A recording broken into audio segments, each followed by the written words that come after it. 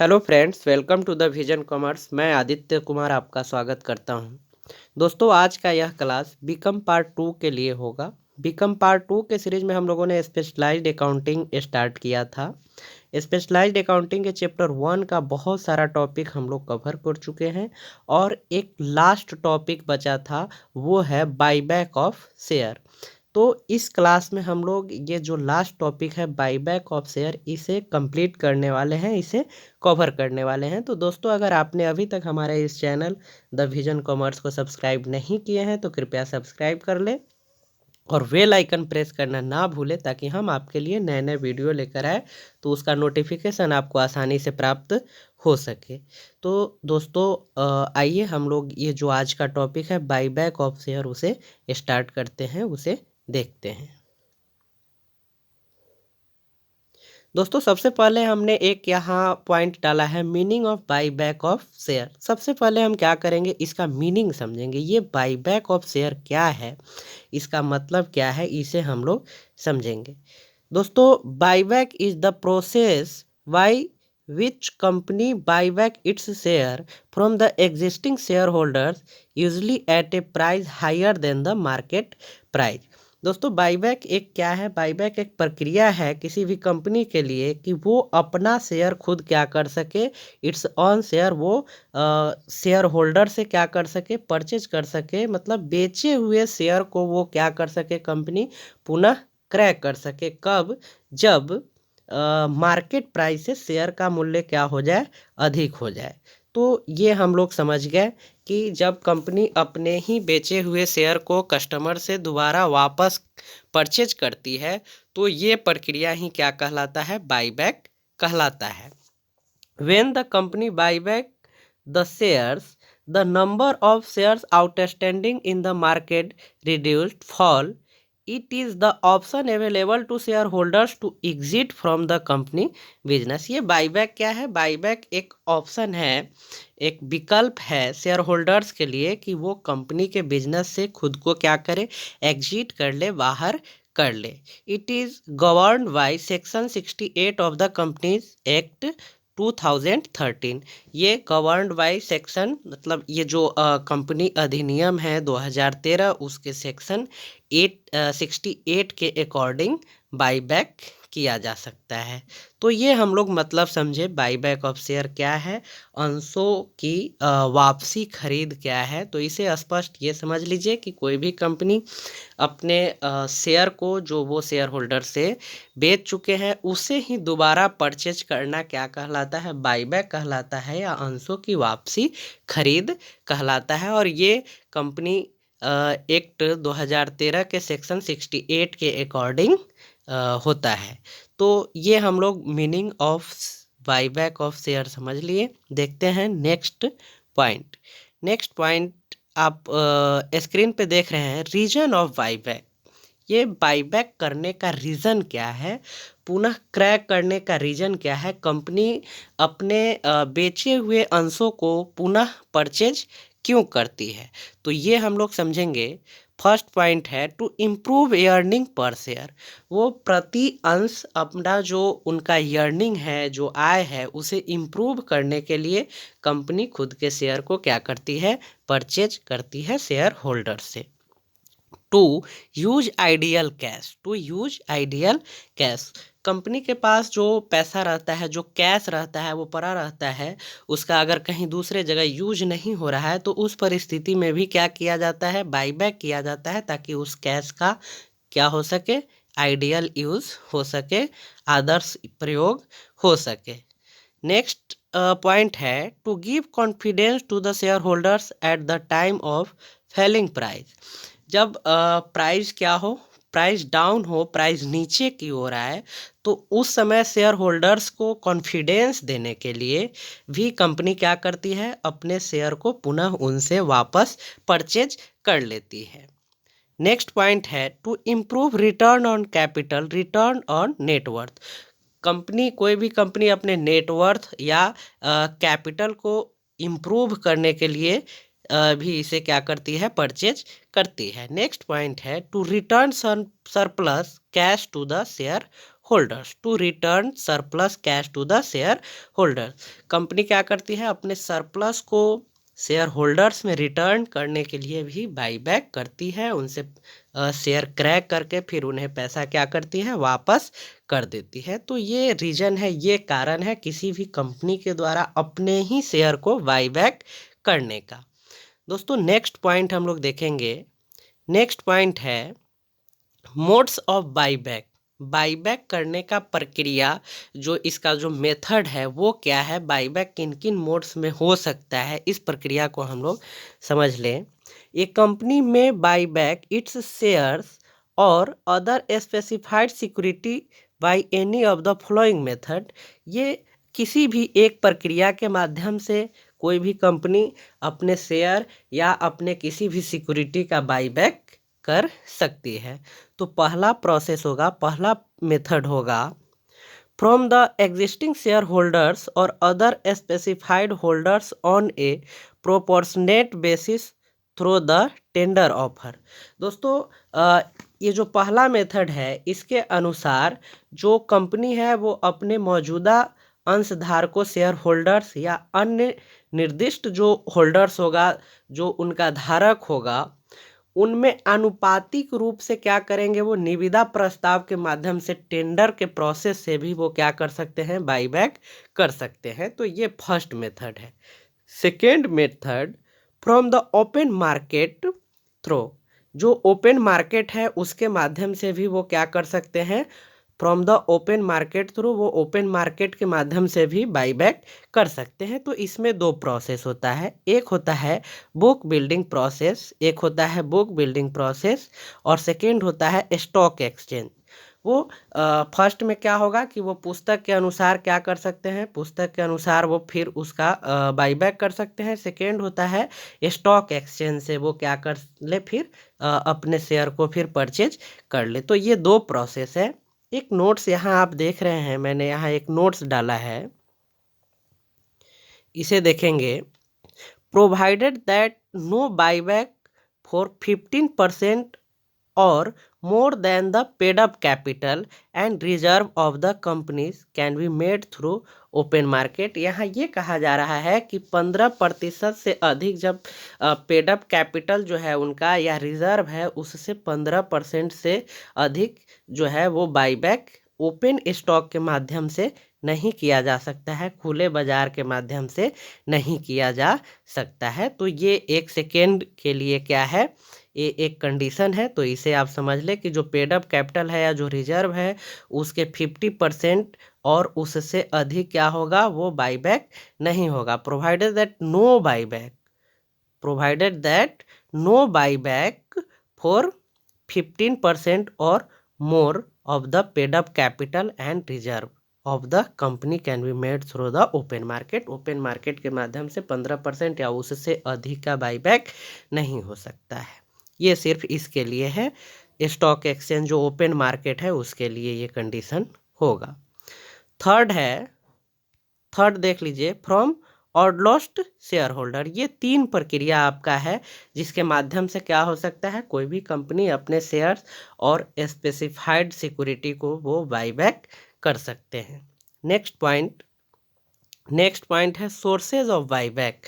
कोई भी कंपनी अपने शेयर्स को किस सोर्स से बाईबैक कर सकती है, तो इसे देखेंगे। A company can purchase its own share and other specified security out of. ये अपने शेयर को या अपने सिक्योरिटी को निम्नलिखित के माध्यम से क्या कर सकते हैं, परचेज कर सकते हैं। तो फर्स्ट होगा इट्स फ्री रिजर्व। इनका जो फ्री रिजर्व होगा उसके माध्यम से ये भी क्या कर सकते हैं, मुक्त संचय के माध्यम से अपने शेयर या सिक्योरिटी का बाईबैक कर सकते हैं। सेकेंड होगा द सिक्योरिटी प्रीमियम अकाउंट। इनके पास जो प्रतिभूति होगा, जो सिक्योरिटी होगा, उसके माध्यम से भी ये क्या कर सकते हैं, अपने शेयर या सिक्योरिटी का बाईबैक कर सकते हैं। थर्ड ऑप्शन होगा the proceeds of the issue of any shares और अदर स्पेसिफाइड सिक्योरिटी। ठीक है, या इसका ये मतलब हुआ कि ये अन्य शेयर को इशू करके या किसी भी सिक्योरिटी को इशू करके ये क्या कर सकते हैं, अपने शेयर का या सिक्योरिटी का बाईबैक कर सकते हैं।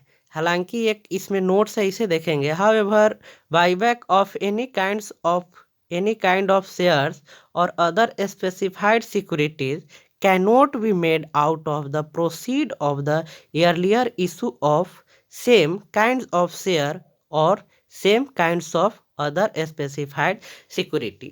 तो ये दिया है कि हालांकि जो बाईबैक है वो हम जो earlier जो इशू है शेयर या earlier जो सिक्योरिटी है, स्पेसिफाइड सिक्योरिटी है, उसके माध्यम से बाईबैक नहीं किया जा सकता है, ये स्पष्ट यहाँ दिया हुआ है।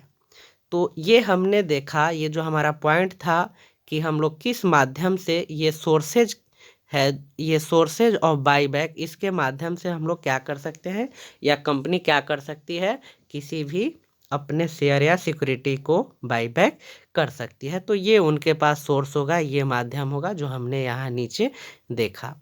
नेक्स्ट हम लोग पॉइंट देखेंगे कंडीशन ऑफ बाईबैक। दोस्तों ये जो अपने ही अंशों की वापसी खरीद जो है वो उसके लिए बहुत सारा कंडीशन है, जिसको अगर कंपनी फॉलो करती है तभी बाईबैक किया जा सकता है, खरीद किया जा सकता है दोबारा, अन्यथा नहीं किया जा सकता है। तो इस कंडीशन को समझना बहुत ज़रूरी है, ये कंडीशन इम्पोर्टेंट है। इसमें बहुत सारा जो टेक्निकल फीचर है, इसका लीगल जो फीचर है उसे समझना काफ़ी ज़रूरत है। तो आइए हम लोग देखते हैं कि बाईबैक करने का कंडीशन क्या होगा, शर्त क्या होगा।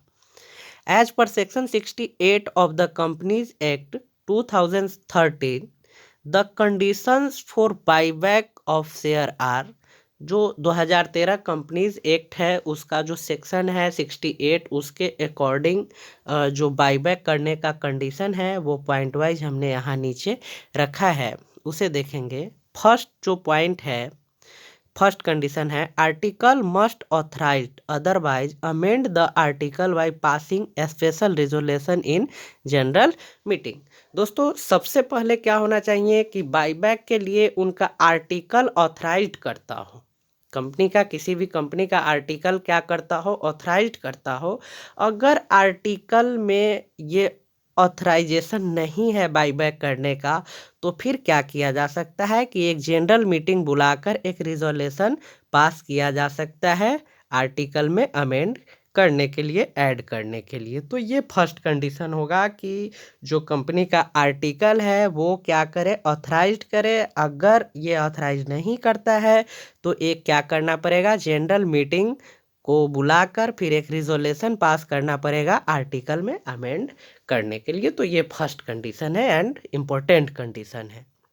नेक्स्ट जो है सेकेंड, उसे देखेंगे। For buyback we need to pass a special resolution in general meeting, but if the buyback is up to 10% then a resolution at board meeting need to be passed.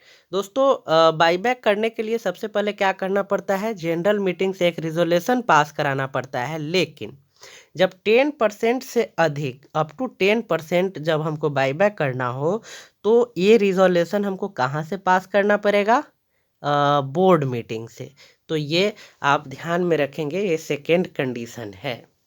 Next condition है third, maximum number of share that can be brought back in a financial year is 25% of its paid up share capital. दोस्तों किसी भी company का जो एक financial year में, जिस financial year में बाईबैक करना है, तो उस फिनेंशियल ईयर में 20% से अधिक नहीं होना चाहिए। Maximum number of share that can be brought back, buyback इसे बोल सकते हैं, in a financial year is 25% of its paid up capital. जो पेड अप कैपिटल होगा उसका 25% से अधिक हम बाईबैक नहीं कर सकते हैं, 25% तक कर सकते हैं। तो ये कंडीशन इम्पोर्टेंट है। कंडीशन 4 देखेंगे, maximum amount of share that can be brought back in a financial year is 25% of paid up share capital and free reserve. इसमें एक फ्री रिजर्व लगा है, हमको ये फ्री रिजर्व यहीं ऐड कर देने वाला था, लेकिन उस टाइम हमने ध्यान नहीं दिया होगा, तो इसे आप समझ गए। सेकेंड कंडीशन देखेंगे, पोस्ट बाईबैक डेब्ट इक्विटी रेशियो कैनॉट एक्सीड 2:1। ये 2:1 का अनुपात जो है इक्विटी डेब्ट रेशियो, इसे बढ़ना नहीं चाहिए। इसे स्पष्ट समझ लीजिए कि वापसी खरीद के बाद जो किसी भी कंपनी का जो ऋण इक्विटी रेशियो है वो 2:1 से अधिक नहीं होना चाहिए। लेकिन यहाँ एक कंडीशन है, कभी कभी क्या होता है कि सेंट्रल गवर्नमेंट किसी कंपनी को ये करती है कि वो 2 गुना इसको कर सकता है। तो ये एक्सेप्शन है, इसे हम लोग इंक्लूड नहीं करेंगे, लेकिन आप ध्यान में रखेंगे तो आपके लिए अच्छा रहेगा। नेक्स्ट जो इसका कंडीशन है, नेक्स्ट कंडीशन आप देखेंगे 6, only fully paid up share can be brought back in a financial year. Financial year में कोई भी कंपनी क्या कर सकती है, उसी शेयर को बाईबैक कर सकती है जो क्या हो फुल्ली पेड हो, जो क्या हो फुल्ली पेड हो। तो अगर फुल्ली पेड नहीं है तो कंपनी उस शेयर को बाईबैक नहीं कर सकती है, ये आप याद रखेंगे। नेक्स्ट पॉइंट है, company must declare it insolvency in form SS9 to register of companies signed by at least 2 directors out of which 1 must be a managing directors if any. यदि ऐसा हो तो 2 डायरेक्टर से क्या होना चाहिए, इनका एक रजिस्ट्रेशन फॉर्म होना चाहिए इंसॉल्वेंसी जब हो उस टाइम। तो ये एक पॉइंट है। नेक्स्ट पॉइंट हम लोग देखेंगे 8, the company must maintain A register of buyback in form SS10। Company को क्या करना चाहिए, जो बाईबैक रजिस्टर है वो फॉर्म SS10 में क्या करना चाहिए, मेंटेन करना चाहिए, बनाकर रखना चाहिए।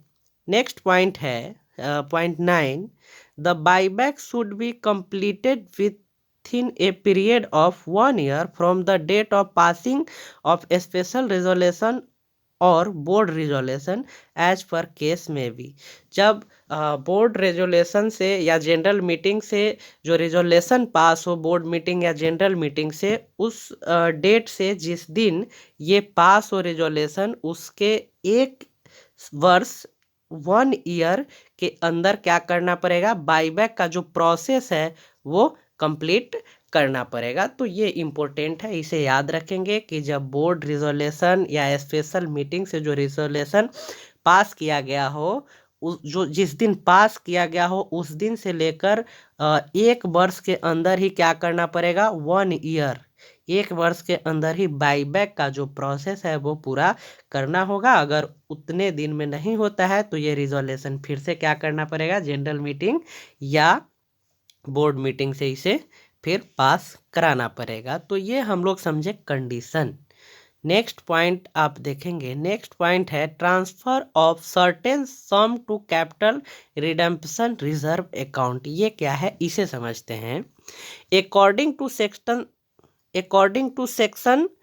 69 of the Companies Act 2013, where a company brought back share out of free reserve or out of the security premium account, then an amount equal to nominal value of share need to be transferred to the capital redemption reserve account। इसे समझेंगे, जब कोई भी company अपने share को buyback करती है free reserve से या सिक्योरिटी प्रीमियम अकाउंट से, तो वहाँ कंपनी एक्ट 2030 के सेक्शन 69 के अकॉर्डिंग जितना वैल्यू का वो परचेज करती है उसके इक्वल, ठीक है, उसके इक्वल नॉमिनल वैल्यू क्या करना पड़ेगा, इसे ट्रांसफ़र करना पड़ेगा। कहाँ ट्रांसफ़र करना पड़ेगा, तो कैपिटल रिडेम्पशन रिजर्व अकाउंट में। ये आप ध्यान में रखेंगे कि कोई भी कंपनी अपने शेयर को फ्री रिजर्व से या प्रीमियम अकाउंट से बाईबैक करती है तो उतना का ही अमाउंट फिर इनको क्या करना पड़ेगा, कैपिटल रिडेम्पशन रिजर्व अकाउंट में ट्रांसफ़र करना पड़ेगा। Such transfer debited to be disclosed in the balance sheet. Next हम लोग देखेंगे, the capital redemption reserve account में be utilise for paying unissued share of the company to the members as fully paid bonus share. तो ये जो transfer किया जाता है कैपिटल रिडम्पशन रिजर्व अकाउंट में, उसका यूटिलाइजेशन कहाँ किया जा सकता है?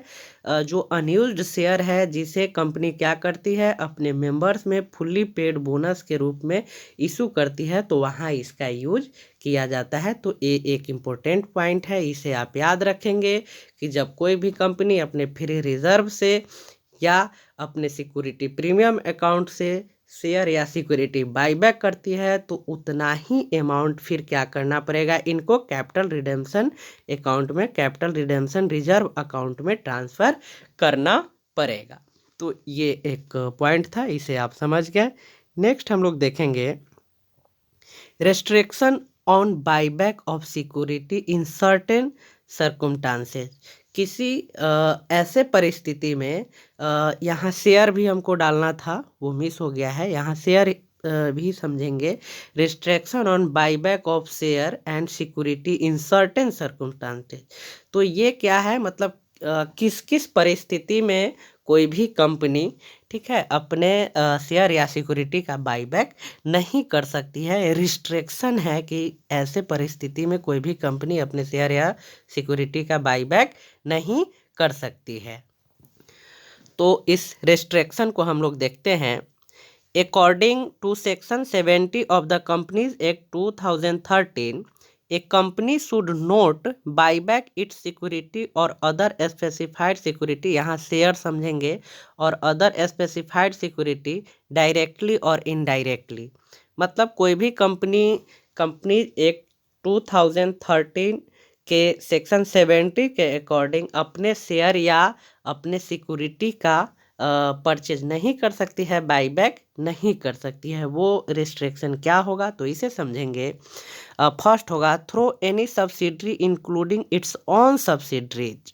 कंपनी अपने सब्सिडरी के माध्यम से शेयर होल्डर से क्या कर सकती है, शेयर बाईबैक नहीं कर सकती है। मतलब उनका जो सहायक कंपनी है उनके माध्यम से वो बाईबैक नहीं कर सकती है। सेकेंड है थ्रू इन्वेस्टमेंट और ग्रुप्स ऑफ इन्वेस्टमेंट कंपनीज। ऐसा कंपनीज या ऐसा ग्रुप जिसमें कंपनी क्या की हुई है, इन्वेस्ट की हुई है, तो उसके माध्यम से बाईबैक नहीं कर सकती है। थर्ड देखेंगे when company has default in payment of deposit. और वैसा कंपनी जो किसी भुगतान को करने में क्या हो, दोषी पाए गए हो या डिफॉल्ट हो, तो उसके माध्यम से भी बाईबैक नहीं किया जा सकता है। 4 पॉइंट है व्हेन कंपनी है defaulted in filing of annual return, declaration of dividend and financial statement. और वैसे कंपनी के माध्यम से जो किसी भी फिनेंशियल ईयर में एनुअल रिटर्न फिलिंग नहीं किया हो या अपने डिविडेंड या फिनेंशियल स्टेटमेंट का डिक्लेरेशन नहीं किया हो, उसके माध्यम से भी कोई भी कंपनी अपने शेयर या सिक्योरिटी का बाईबैक नहीं कर सकती है। तो ये जो पॉइंट है, ये रिस्ट्रिक्शन है, ये आप याद रखेंगे। रिस्ट्रिक्शन भी इम्पोर्टेंट है। फिर नेक्स्ट पॉइंट हम लोग देखते हैं accounting for buyback of share. अब बाईबैक के इसके दौरान हम लोग क्या अकाउंटिंग करेंगे, उसका जनरल एंट्री कैसे करेंगे, इसे हम लोग समझ ले, ताकि इससे रिलेटेड कोई भी क्वेश्चन हो तो हम लोग उसको आसानी से सॉल्व कर सके। तो दोस्तों फर्स्ट जो जनरल एंट्री होगा ऑन बाईबैक ऑफ शेयर, जब शेयर को पुनः क्रय किया जाए, वापसी क्रय किया जाए, तो उस समय जो एंट्री होगा उसे समझिए। Equity share capital account DR, security premium account DR। ये हमने यहाँ सिक्योरिटी प्रीमियम अकाउंट भी रखा है कि ऐसा अगर हो तो, ठीक है। तो equity share capital account DR, यहाँ नोट्स मैंने डाला है nominal value of share purchase. Share purchase का जो नॉमिनल वैल्यू है वो हम लोग क्या करेंगे, डालेंगे। सिक्योरिटी प्रीमियम अकाउंट और जनरल रिजर्व अकाउंट और प्रीमियम ऑन बाईबैक अकाउंट। ये इक्विटी शेयर को हम लोग क्या कर सकते हैं, जनरल रिजर्व लिख सकते हैं। सिक्योरिटी प्रीमियम को क्या लिख सकते हैं, प्रीमियम ऑन बाईबैक अकाउंट लिख सकते हैं। यहाँ देखिए excess if any of payment made over nominal value. जब नॉमिनल वैल्यू जो हो उससे एक्सेस अगर उसे क्या करना हो, पेड करना हो, तो हम लोग उसको सिक्योरिटी प्रीमियम अकाउंट करके डाल सकते हैं। ये नोट्स इम्पोर्टेंट है, आप इस साइड को ध्यान से देखेंगे, ये इम्पोर्टेंट है, इससे आपको समझ में आएगा। तो ये हम लोग क्या करेंगे, डीआर करेंगे to bank account to capital reserve account. तो टू बैंक अकाउंट में देखिए payment made for purchase of share, यहाँ जो शेयर परचेज के लिए जो हम पेमेंट दे रहे हैं वो टू बैंक करेंगे। यहाँ देखिए to capital reserve account excess if any of nominal value over payment. और एक चीज़ समझ लीजिए कि इक्विटी शेयर हम जो परचेज कर रहे हैं वो सपोज कीजिए कि 5000 का है और उसका हम क्या कर रहे हैं, पेमेंट करेंगे 4000, ठीक है। तो ये सिक्योरिटी प्रीमियम से हमको क्या करना पड़ेगा, 1000 हमको देना पड़ेगा। तो ये 5000 आपका कहाँ आ जाएगा, यहाँ आ जाएगा एक्सेस। अब ये देख लीजिए सिक्योरिटी प्रीमियम में क्या आ जाएगा, excess if any payment made over nominal value. तो नॉमिनल वैल्यू से जो भी हम एक्सेस पेमेंट करने वाले होंगे वो सिक्योरिटी प्रीमियम करेंगे, टू बैंक करेंगे payment made for purchase of share to capital reserve account. अब यहाँ देखिए नेम नॉमिनल वैल्यू से क्या हो, excess if any of nominal value over payment made. जब नॉमिनल वैल्यू से अधिक पेमेंट करना हो तो उसको हम क्या दिखाएंगे, टू कैपिटल रिजर्व अकाउंट में दिखाएंगे। तो ये नोट्स आपके लिए इम्पोर्टेंट है, इसे आप जरूर समझेंगे। नेक्स्ट पॉइंट है on transfer to capital redemption reserve account, ठीक है। तो ये कैपिटल रिडेम्पशन रिजर्व अकाउंट में जो ट्रांसफ़र करना है तो उसके लिए क्या एंट्री होगा, तो यह देखेंगे security premium account DR according to section 77A sum, इसे देख लीजिए। और जनरल रिजर्व अकाउंट और फ्री रिजर्व अकाउंट और profit and loss account DR to capital redemption reserve account, इसे देखेंगे according to section 77A sum equal to the amount of nominal value of share brought back out of free reserve। तो ये free reserve से जब ये क्या करेंगे, purchase करेंगे, तो हमने ऊपर एक नोट्स में देखा था कि उतना ही सेम अमाउंट क्या करना पड़ेगा, इनको कैपिटल रिडेम्पशन रिजर्व अकाउंट में क्या करना पड़ेगा, ट्रांसफ़र करना पड़ेगा। तो ये ट्रांसफ़र करने का जो एंट्री होगा वो हमारा ए होगा। नेक्स्ट हम लोग देखेंगे एंट्री, नेक्स्ट एंट्री है to written off premium on buyback. अब जब बाईबैक पे जो प्रीमियम होगा उसका रिटेन ऑफ कैसे करेंगे, तो सिक्योरिटी प्रीमियम अकाउंट डीआर और फ्री रिजर्व भी इसको लिख सकते हैं। देखिए सिक्योरिटी प्रीमियम को फ्री रिजर्व हम लिख सकते हैं to premium on buyback account. तो ये हमारा हुआ बाईबैक शेयर का जनरल एंट्री। तो निश्चित रूप से आप इस टॉपिक को समझे होंगे। दोस्तों अगर आपने अभी तक नोट्स नहीं बनाया है तो कृपया नोट्स बनाएं। नोट्स बनाना आपके एग्ज़ाम के लिए काफ़ी हेल्पफुल होगा। उस समय आपको किसी भी तरह की कठिनाई होगी तो आप इसका हेल्प ले सकते हैं। नोट्स बहुत हेल्पफुल होता है, तो नोट्स ज़रूर बनाएं।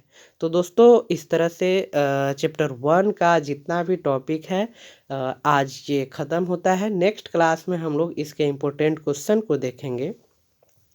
तो दोस्तों ये वीडियो आपको कैसा लगा ये कमेंट करके हमें बताएं, और ये वीडियो अच्छा लगे तो प्लीज़ लाइक करें और अपने दोस्तों में भी शेयर करें ताकि वो भी लाभान्वित हो सके।